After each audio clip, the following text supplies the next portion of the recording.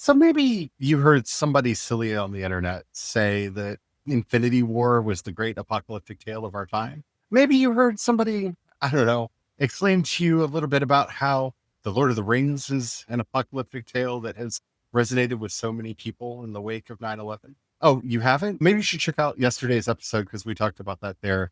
And we're going to talk about it a little bit more in this one too. Because as we're talking about why we should cultivate a apocalyptic spirituality and what that actually means for us, we need to get a sense of what apocalyptic literature looks like now, because it's not always the angels and the dragons and the beasts and the bulls and the trumpets and all of the razzmatazz that you see in scripture.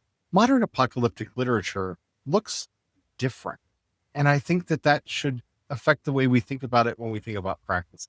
So let's talk about why we should do this as we walk together down Creation's paths. Hello, everyone. My name is Charlie. I am a Christopagan druid and priest of Bridget.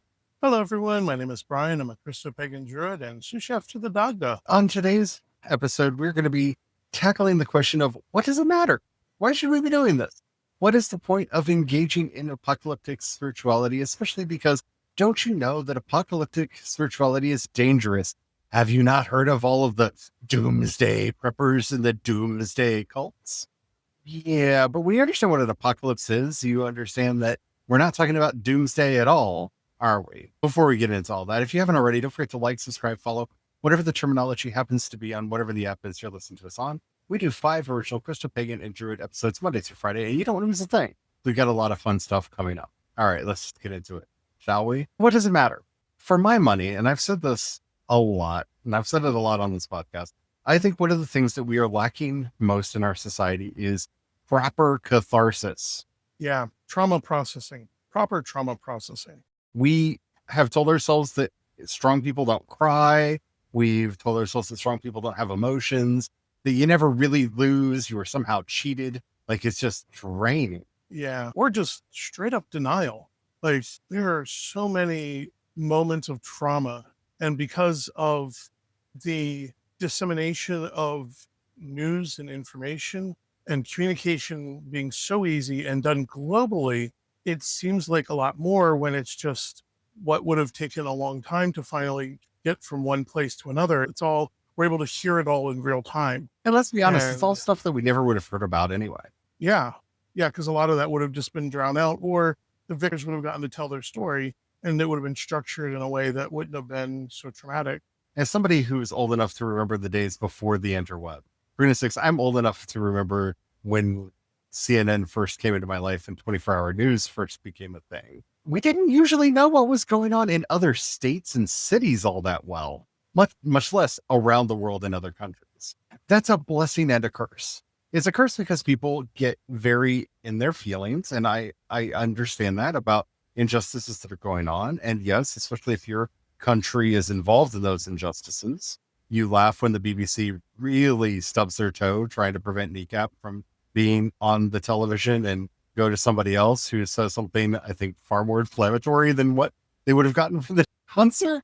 But it's funny. You get your catharsis a little bit there.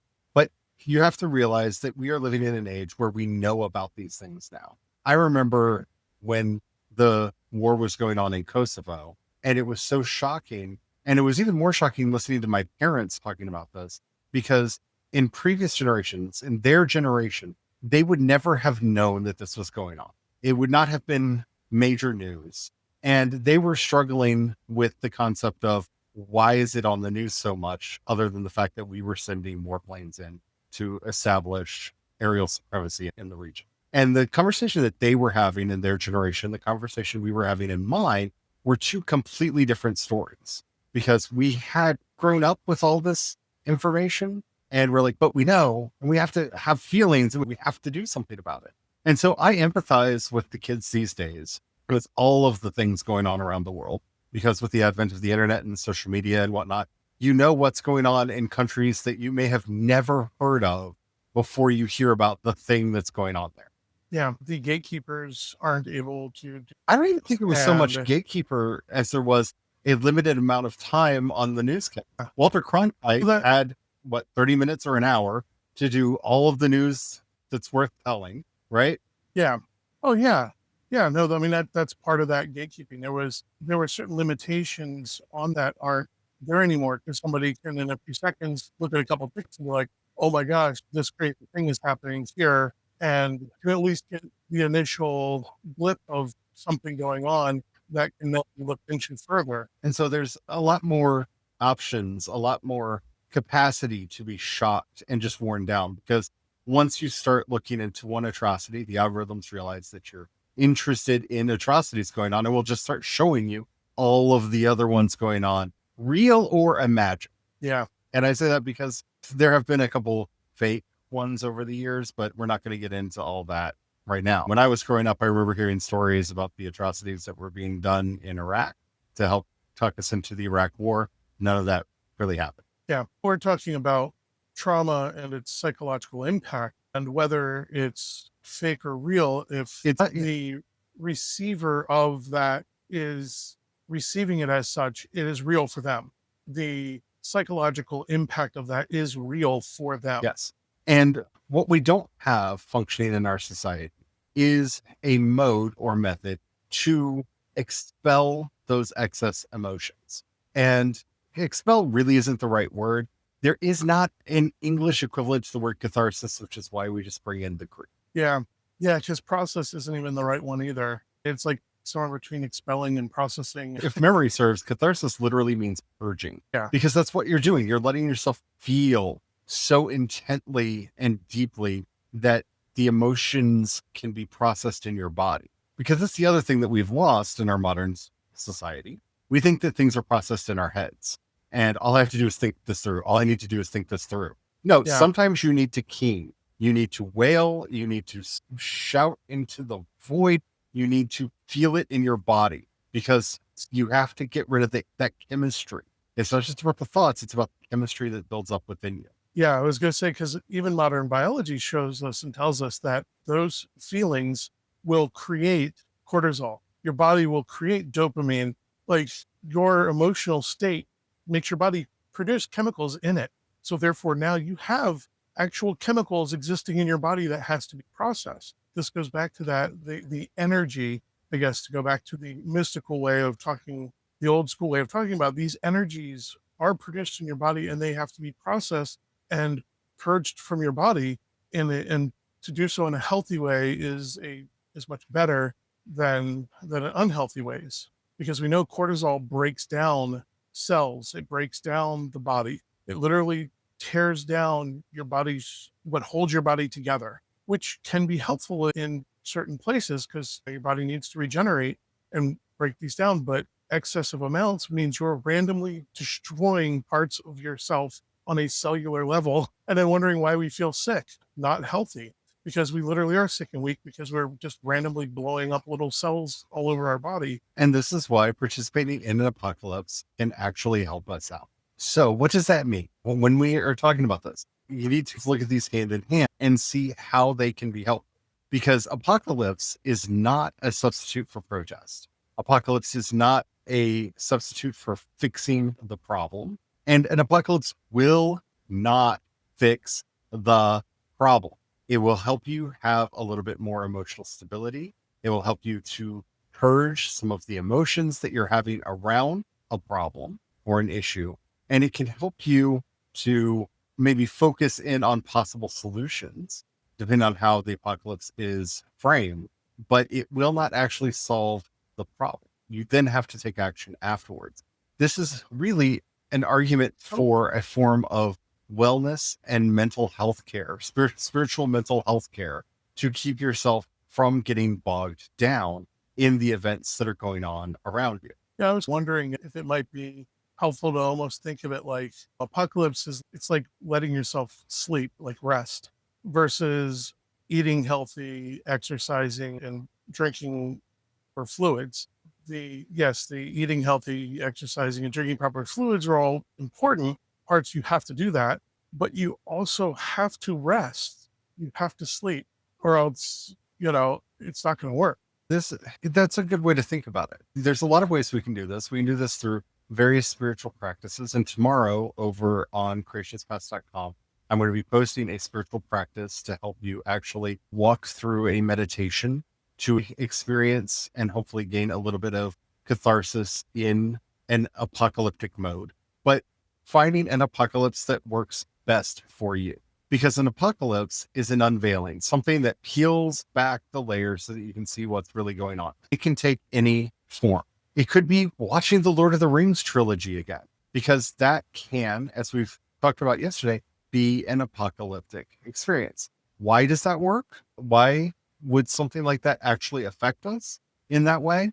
Because it's easier to see who the heroes and villains are and then to start analogizing. Because true apocalypse analogizes or makes into a metaphor the issues that you're having. Who is Wormtongue? I'm sure somebody popped into your head right now in our current political situation, and you saw Stephen Miller's face. And I'm sorry, you saw his face in your mind when I said, who's Wormtongue? You now have an analogy. How is Wormtongue defeated? Somebody stands up and casts him out. And I know what you're thinking, Charlie, that sounds too much like something that can't happen. Here's this there. If you remember back during the first Trump administration, he had a different Wormtongue, and his name was Steve Bannon. Yep. And enough protest happened, and enough people stood up and made their voices heard that Steve Bannon was kicked out of the White House. You almost have to think of it like in the context where Gandalf stands up and yes, he declares, how dare you, but it's the light. He just hits him with all that light, and Wormtongue just shrivels and shrieks and runs and flees from the light. And it is the same thing. Steve Bannon got hit with all that light and fled and ran off to Saruman. To quote the Kendrick Lamar song, hit him strictly with that fire. Fire. Fire. Yeah. And this did happen in the last administration. So you can see how this analogy happened. You can see how it happened in real life. And that's why doing something like this can be important. Now, are we going to end up with a Theoden in the White House afterwards? No, this is the really real world. And that is an idealized story. But it does set you up for goals. Like when, okay, step one, got to get this guy out by hitting him with the light. Step two, we need to already have in mind who we want to replace that void, that space, because the story also teaches us if we don't have the right person to go back in, when he's done complaining to Saruman, he's just going to creep right back in and re-enthrall the king. Just to go to the books, by the way, because the ending of Saruman and Wormtongue in the books is different than in the movies. Wormtongue and Saruman are defeated by a mob of angry hobbits. Yes. Including Sam. And I'm not going to say exactly how Sam does it, but Sam is a beast. Yep. It's the people rising up and not submitting to their unjust power. And even in the movies, the Ents got so enraged, they threw a riot and they trashed the place. Yeah, he just jumps from the tower, though, in the movie, which is different. He runs away in the book. He actually gets away and outlives Sauron in the book. It's one of the many choices Peter Jackson made in the retelling. But see, we're talking about who's the Wormtongue, how the Wormtongue was defeated, how that symbol worked in the past administration, how it could work in the current administration. But we now have other symbols. Who is the Saruman? That's a man named Yarvik, and you can look him up if you want to. That's the Saruman in the story. Who is the Sauron in the story? And what is the ring? And I'm not going to fill this all in as it appears in my own head for you, but you can see the process here in how participating in this helps you start trying to figure out through analogy, because it's not a perfect analogy. Like I said, the current president, the orange one, is not Theoden. He's not going to suddenly become Theoden. That's not how his story is going to end. That would be miraculous. I would have. But the story is idealized. But it helps us to work through. It helps us to see and to work through. And that's the point of this. This kind of makes me wonder, though, is to have a chicken or the egg situation when we're looking at the significance and impact of a apocalyptic spirituality. Does it matter as much whether you start with, okay, here's the trauma and then find your apocalyptic story, or do you have to find your apocalyptic story to explore your trauma? Or does that even matter which one's first anymore? Because we have both eggs. Actually, I don't think there's a chicken or an egg here. Because what we're dealing with something like this, because we're dealing in theopoetics. This is where we see theology as poetry. And poetry is luminous to so many mysteries and metaphors beyond just the words that are there. When you start using any creative work as theopoetry, and you are well within your rights to do whatever your favorite anime and manga is, you could probably do this practice with as well. Like, it doesn't have to be something that is classified as literature. It could be your favorite fanfic for all that matters. What matters here is actually resonance. Yet on yesterday's episode, we talked a lot about how the book of Revelation and the Bible functioned for the Christians that it was written for. And if you notice now, if you go back and listen to it again, or just bring up into your mind the way I talked about that, I kept referring to how it resonated with the community that it was written to. Why is there not a letter to Rome? Because it's all a letter to Rome in dealing with the crisis that was going on with the persecution under Nero. That's why Rome isn't spoken of.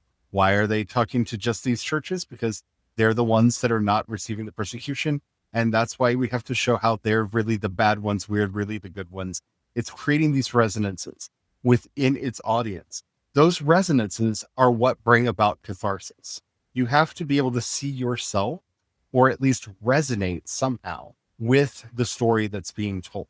And so it doesn't matter if it's even on the same theme or not. For me, and I've said this numerous times on the podcast, the most cathartic movie for me is the animated Prince of Egypt. It doesn't even matter what's going on in my life.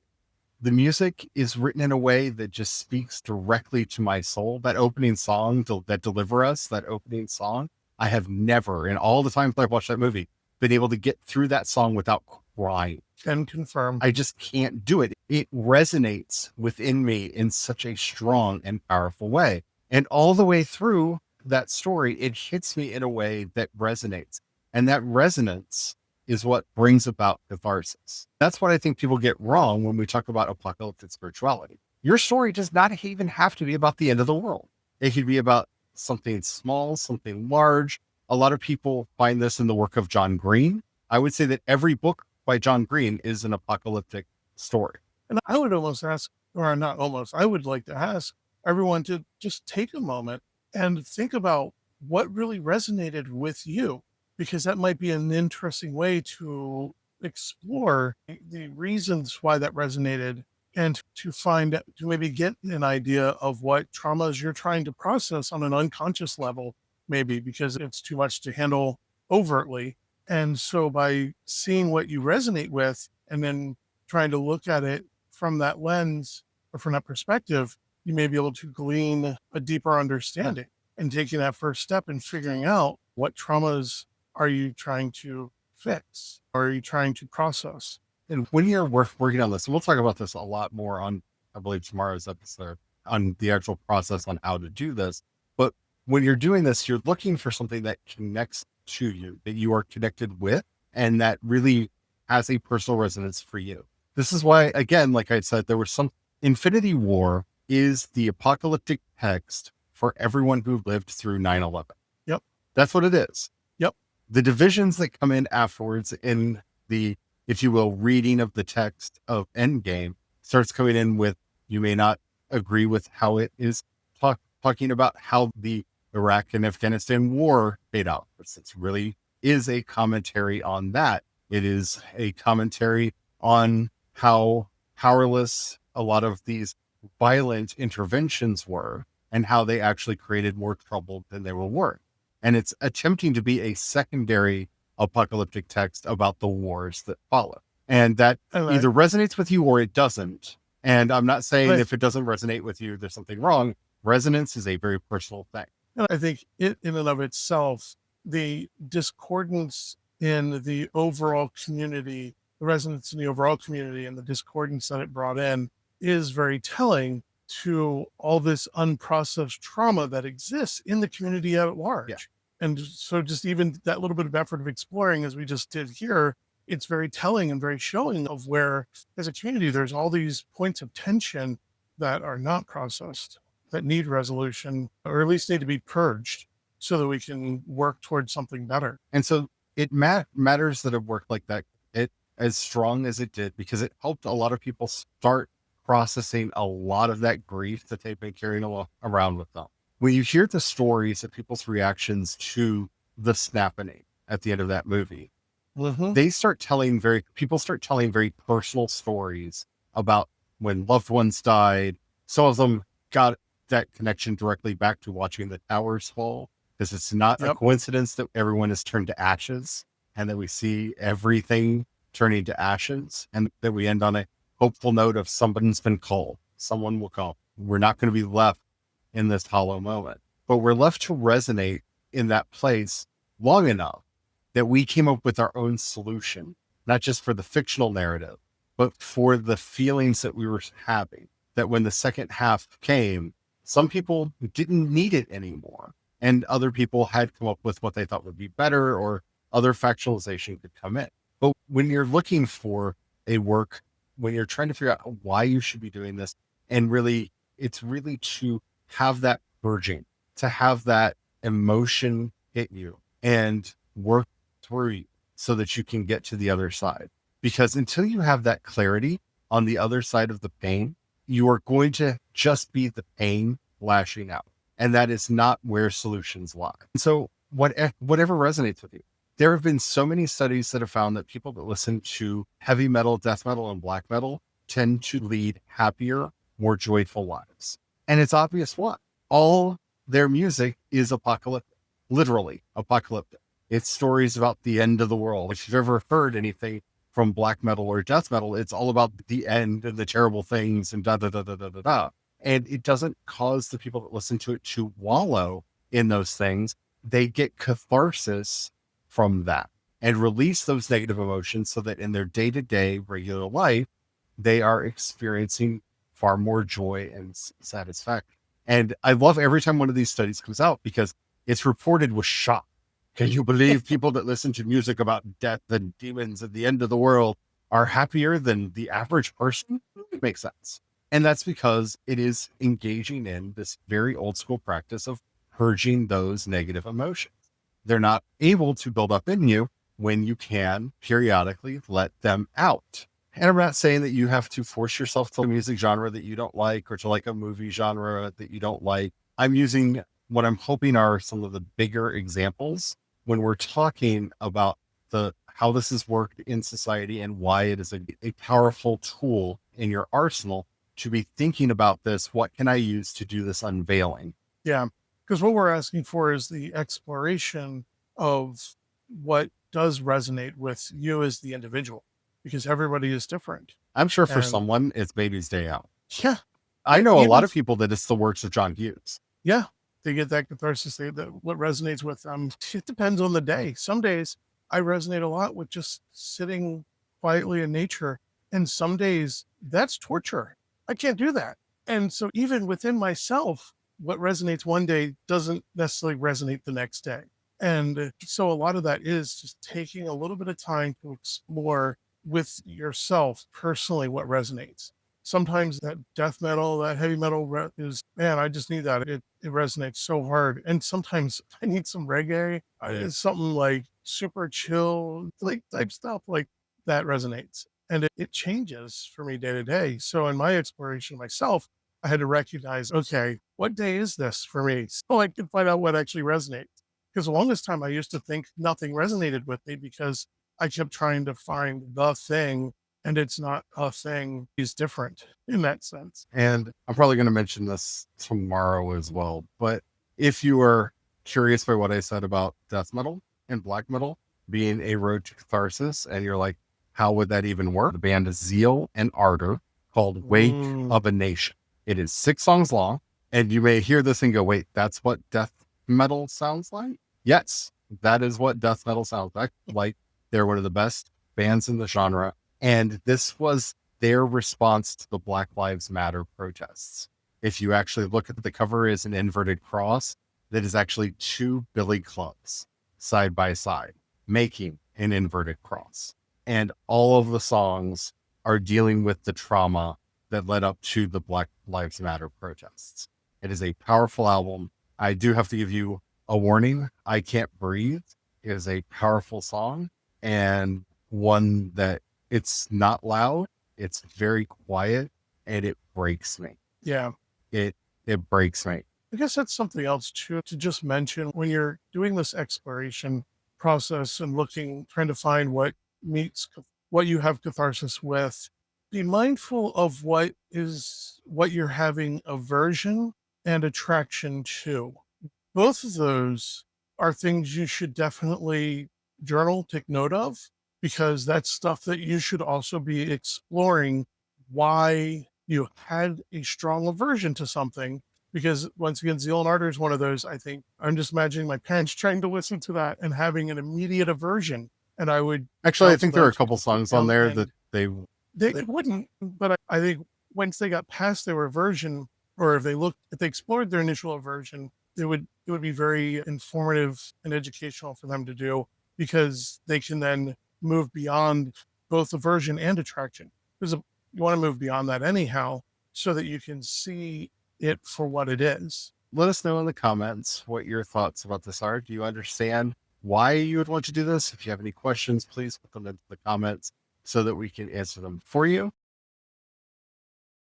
We're saying a prayer to the Archangel Ratziel. O great mystery of God, help us see the causes of our pain and suffering, and to find the things that resonate with us, so that we might find that deep catharsis and path forward. Purge ourselves of our darker emotions, the ones that are tormenting us and holding us back, so that we might find solutions to the problems set before us. Amen. Amen.